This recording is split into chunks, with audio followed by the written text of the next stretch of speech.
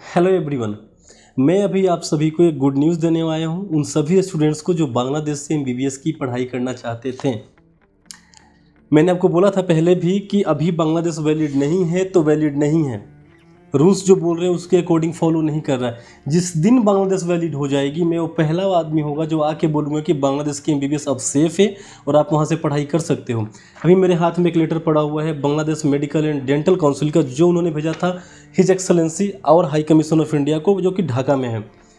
Date है 6 अक्टूबर 2022, BMDC number 647। इसमें इन्होंने लिखा है और बताया है हमारे हाई कमीशन को कि बांग्लादेश में जो भी फॉरेन स्टूडेंट्स पढ़ने आएंगे एमबीबीएस या बीडीएस के लिए, उनकी 5 ईयर की एकेडमिक प्रोग्राम जो है, क्लासेस जो है रेगुलर क्लासेस लगेंगी। उसके बाद 1 साल की इंटर्नशिप होगी सेम मेडिकल कॉलेज से, सेम मेडिकल यूनिवर्सिटी से जहाँ से कि वो एमबीबीएस की पढ़ाई कर रहे हैं, वहीं पे इंटर्नशिप करेंगे। एनएमसी की 2 रूल्स तो यहीं फुलफिल हो गई, एक की 54 मंथ्स वाला और एक 12 महीने की इंटर्नशिप वाला सेम यूनिवर्सिटी से। ठीक है। और एक मेन जो इशू आ रहा था बांग्लादेश में, जिसकी वजह से मैंने मना किया था, वो था लाइसेंस का इशू। दैट टाइम वो वैलिड नहीं था, लेकिन अगर आज है तो मैं पहला आदमी जो मैं खुद आपको बताऊंगा कि वैलिड है। मेरा दुश्मनी बांग्लादेश से नहीं है, ना ही मेरा दुश्मनी बांग्लादेश के मेडिकल कॉलेज से है, मेरा दोस्ती इंडिया के स्टूडेंट से है। ठीक है।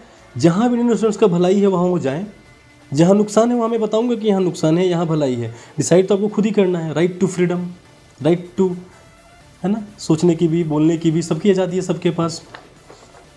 तो इसमें लिखा हुआ है 6 साल का टोटल प्रोग्राम हो गया। जो मेन पॉइंट लिखा हुआ है, Bangladesh medical and dental council provide full registration to foreign graduates as like native graduates of Bangladesh.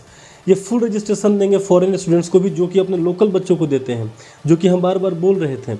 NMC को यही तो चाहिए, फुल रजिस्ट्रेशन। ठीक है। लास्ट लाइन का कोई मतलब नहीं है, जिसमें लिखा हुआ है कि registered foreign physician may allowed to practise in Bangladesh subject to work permit. Practice की तो कहीं बात ही नहीं है एनएमसी में, आपको फुल रजिस्ट्रेशन होना चाहिए। अब कहीं भी मैं काम करने जाऊंगा तो वहाँ के लिए वर्क वीज़ा लूँगा, वर्क परमिट लूँगा, तभी तो करूँगा।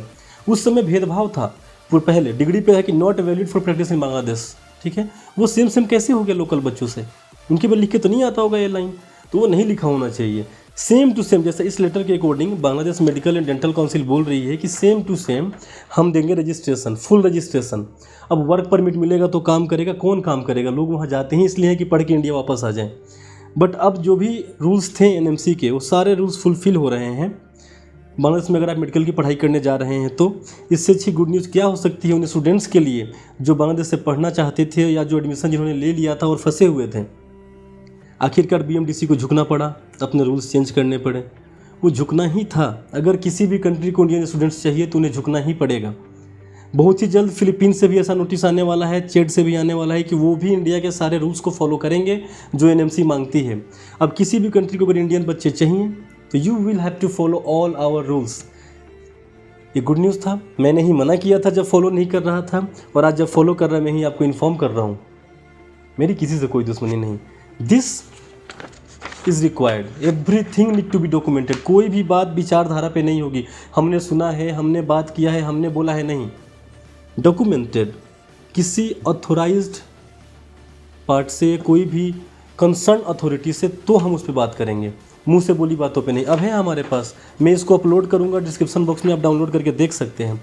इसके बाद भी कोई भी डाउट हो, I am available here to solve all your doubts. Thank you so much.